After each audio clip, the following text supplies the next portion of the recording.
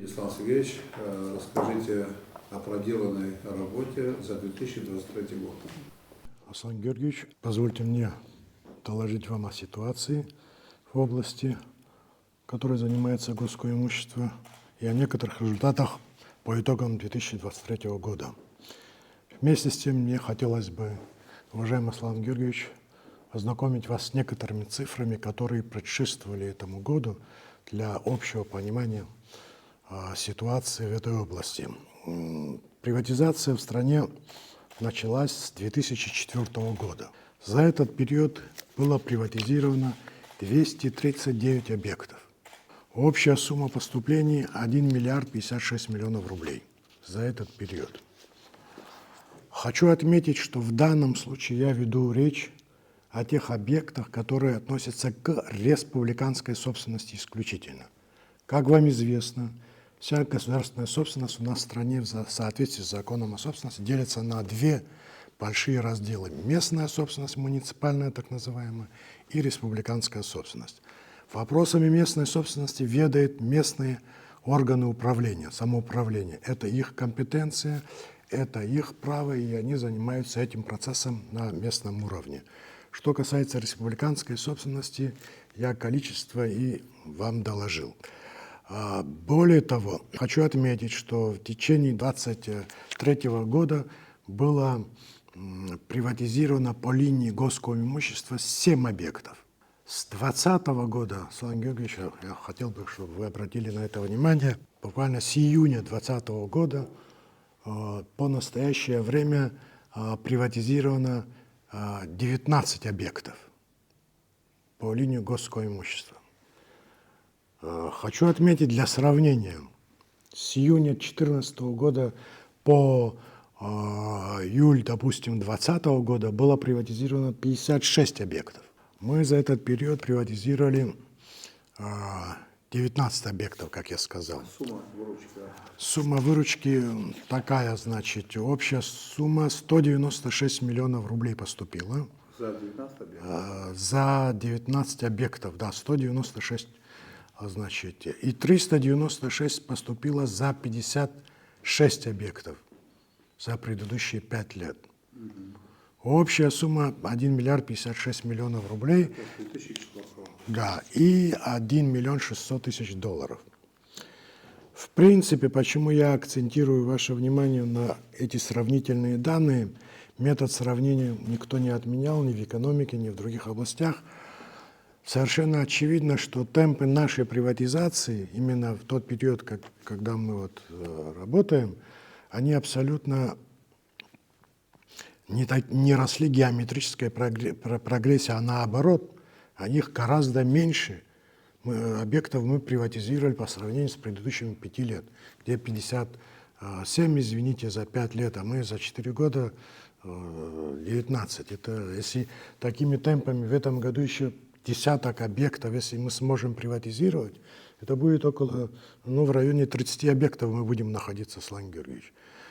Поэтому я хочу вам сказать, что вопрос приватизации у нас не носит хаотичный характер, он не носит такой массовый характер, и которым, чтобы наше общество, чтобы наши граждане не могли понять, что нет такого положения, что у нас в стране все продается, все там, извините меня, направлено на то, чтобы приватизировать и тому подобное. Хотя, на мой взгляд, конечно, приватизация должна происходить.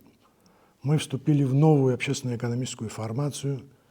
У нас нет планового хозяйства, у нас есть рыночная экономика, а в рыночной экономике и наш комитет, в соответствии со своим положением, с действующими законами о приватизации, об аренде, значит, призваны осуществлять процесс разгосударствления. Без этого нельзя. Иначе государство не может финансировать все объекты и восстанавливать, тем более мы должны к этому стремиться. Я хотел бы, чтобы наши граждане это понимали. Теперь часть имущества у нас находится в аренде. Здесь тоже мы исключительно руководствуемся Гражданским кодексом, законом об аренде и положением, утвержденным Кабмином, о порядке предоставления в аренду государственного имущества. В целом за прошлый год, Аслан Георгиевич, значит, от приватизации и от аренды поступило 111 миллионов рублей. В целом. Только за прошлый год, я имею в виду, за 23 год. Но мы надеемся, что ситуация изменится к лучшему. Мы эти показатели должны наращивать. Более того, я хочу отметить, что при формировании государственного бюджета нам вменили 600 миллионов рублей доходной части бюджета от приватизации. 600 миллионов рублей. Ну, значит, в бюджете 2024 года это очень большая цифра. Если учесть, что 50% от приватизации поступает в приватизационный фонд, а 50% только в бюджет, то получается, что мы на 1 миллиард 200 миллионов рублей должны приватизировать объектов. Это больше, чем объекты, которые приватизированы за весь период с 2004 в года. течение 20. Мы, естественно, занимаемся регистрированием наших предприятий, организаций, всего государственного имущества. Вопросы регистрирования, они носят такой несколько рутинный характер. Там нам нужно очень много сведений по тому иному объекту, по выделению земли под этот объект. В нашей работе мы сопряжены с другими ведомствами, с администрацией городов и районов, с бюро технической инвентаризации местных администраций, с их отделами по землепользованию. Здесь у нас проблемы есть, Аслан Георгиевич. Проблемы какого характера? Извините за нескромность, но мы с вами, как говорится, у нас школа немножко другая. Здесь есть элементы исполнительской дисциплины. Если мы послали какой-то запрос, мы очень рассчитываем, что в течение определенного срока, там, месяца, в соответствии с регламентом, мы должны получить ответ. А если мы эти ответы не будем получать, то у нас наша работа стопорится, и мы вовремя не выдаем соответствующие документы заявителям и прочее. Здесь я бы хотел обратить ваше внимание на такие вещи. Что делать в связи с этим? Первое. По вашему поручению мы подготовили проект постановления о порядке сдачи объектов в аренду. Это серьезный вопрос. Действительно, ваше поручение, как вы мне тогда объясняли, я абсолютно согласен, возникло на том основании, что мы сдаем объекты в аренду несколько несистемно, так я выразился бы, да, вот в этой части. Поэтому хотелось бы привести этот процесс в определенную систему, чтобы меньше субъективизма было. Был порядок, чтобы была система определения арендной платы, и чтобы мы находились именно в рамках этой системы. Проект подготовлен, сдан, сейчас идет процесс рассмотрения и здесь, в администрации, и в кабинете министров. Мы надеемся, что эту задачу выполним, и мы доведем это дело до конца. Я понимаю, что вот, прочитал ваш отчет, это в рамках обеспечения применения механизма рыночной оценки при использовании недвижимости, выровнять ставки аренды, арендной платы, взимаемые за использование государственной недвижимости со ставками, сложившимися на рынке. Да. Мы к этому должны. Мы стремимся к этому. Речь там о чем идет, Аслан Георгиевич? И в плане приватизации. Да, и в плане приватизации. Объект объекту рознь. Такой же объект с такой же квадратурой, например, ну, скажем, ткварчельцы, мои земляки не обидятся, он будет иметь другую определенную ценность, чем на берегу моря, допустим. Тут есть, это разные вещи. У нас масса таких случаев, возможно, вы это знаете, возможно, вы не знаете, когда наши ведомства снимают для своих нужд, берут в аренду площадя и платят огромную сумму, и в то же время представители наших государственных предприятий сдают в аренду совершенно по другой ставке. Согласен. Разы того, что платим мы. Тут надо посмотреть. И ваше предложение связано с тем, что для того, чтобы этот подход был системный и унифицированный, вся недвижимость должна быть в рамках одного ведомства. Может быть, это как раз, на мой взгляд, надо подумать, так правильно или нет. В плане централизации и универсализации подходов, может быть, даже это и правильно. Может быть, но в принципе я всегда за такой эволюционный путь, как говорится. Если мы примем эту методику новую, Или распространить ее для всех. для всех. Мы хотим, потому что мы поэтому согласовали проект этой методики, нового нашего решения, со всеми главами администрации. И они ждут уже нашу методику новую. Многие из них дали согласие, многие там дали замечания. Они это тоже ждут. Мы будем требовать, во всяком случае, с помощью наших управленческих и распределительных рычагов на то, чтобы они именно руководствовались этим. Примем такое решение, я так думаю. Сейчас зачастую, значит, на практике сталкиваемся с такими проблемами. Не буду называть конкретно, но уже несколько таких случаев на наших, скажем так, стратегических объектах, транспортных стратегических объектах. В силу разных обстоятельств какие-то площадя были сданы в аренду. Сейчас идет активное восстановление и железнодорожной инфраструктуры, и вокзалов, и других транспортных объектов. И там тоже возникают проблемы с тем, кому это было отдано в аренду. Кто-то не хочет уходить, требует компенсации, потому что эти договоры составлены таким образом, что государство всегда в проигрыше. Такие подходы должны остаться в прошлом. Ясно. Второй вопрос, на который я хотел бы ваше внимание обратить, Аслан Георгиевич. Бюро технической инвентаризации в районах. Да, это очень важное звено в нашей работе, то есть они выдают определенный документ по состоянию того или иного здания. И мы каждый раз обращаемся к ним, потому что наши здания в воздушном пространстве, на земле, а земли принадлежат администрациям городов и районов. Я абсолютно не жалуюсь на их работу, у каждого свои дела, но вместе с тем, можно ли, мы такой проект подготовили и представили на рассмотрение, хотя бы в виде проекта, рассмотрим, а дальше будет ясно, можно ли от централизации этой работы в БТИ, Бюро технической инвентаризации администрации, перейти к лицензированию данного вида деятельности. У нас много ребят, молодых, которые закончили строительный факультет, архитектурный факультет. Такие работы с современной, так сказать, техникой и технологией они могут провести. Если соответствующий вопрос лицензирования будет решен, то было бы гораздо легче, много организаций, которые могут быстрее. Вот я к чему вас веду. И в какой-то степени может качественнее. А может быть и качественнее. Мне трудно сказать. Давайте подготовьте предложение. Есть предложение здесь в администрации, в Кабмине. Я от вашего имени попрошу, чтобы они ускорили это дело. Теперь есть еще один вопрос. Вопрос о памятниках историко-культурного наследия. Это очень сложный вопрос оказался для нас.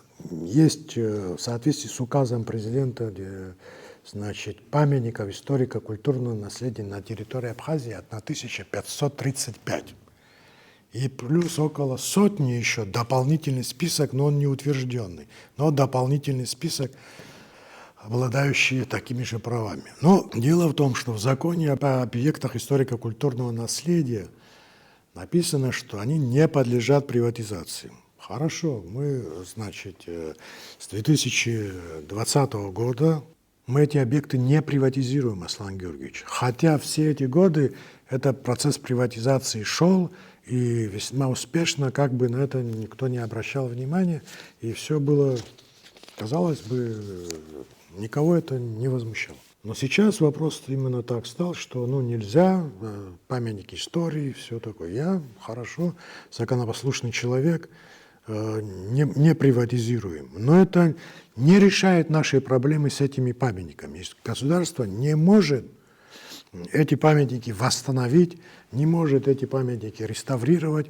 не может эти памятники охранять порой, и мы их просто-напросто теряем под воздействием времени, агрессивной среды нашей и прочее, прочее, прочее. Александр Сергеевич, этот вопрос неоднократно обсуждался в самых разных аудиториях.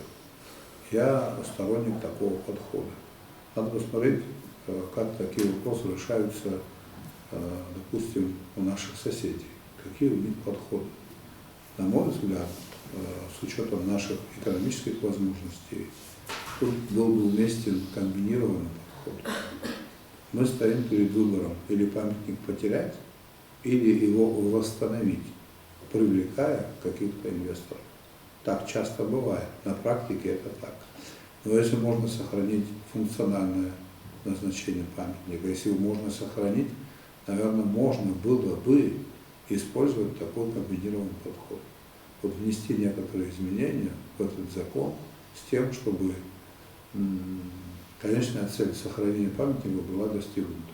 Подготовьте свои предложения и изучите проблему глубоко.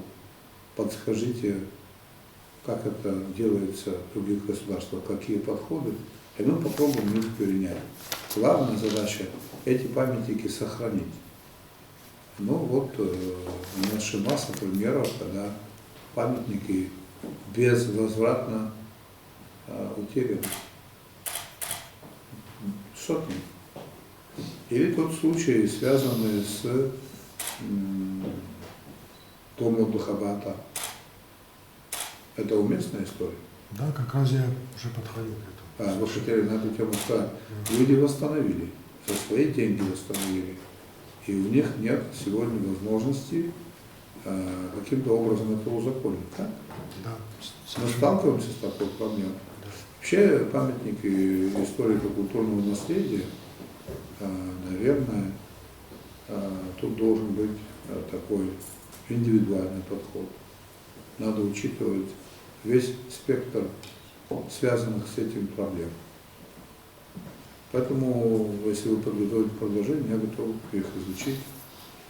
И все, что будет рационально, поддержать. Во все эти важные вещи привносить элемент целесообразности, прежде всего. Согласен. Во имя сохранения этих памятников. На мой взгляд, сохранить это важнее, чем вопрос принадлежности этого памятника. Государству он принадлежит или физическому лицу. Согласен. Мы давайте эту дискуссию с вами, этот вопрос на этом закроем. Да. Готов? Жду от вас предложений. Хорошо, понятно. Руслан Сергеевич, спасибо за отчет. Самое важное, и мы с вами говорили на эту тему неоднократно, обеспечить применение механизма рыночной оценки при использовании недвижимости, выровнять ставки арендной платы, взимаемой за использование государственной недвижимости, со ставками, сложившимися на рынке. К этому мы должны прийти. Лишней госсобственности у нас нет. Государственная собственность должна использоваться эффективно. Или в наших руках, если это у нас не получается, тогда необходимо получить плату за эту собственность, справедливую и приближенную к рыночным ценам. Вот таким образом. Будем работать. Спасибо. Спасибо большое.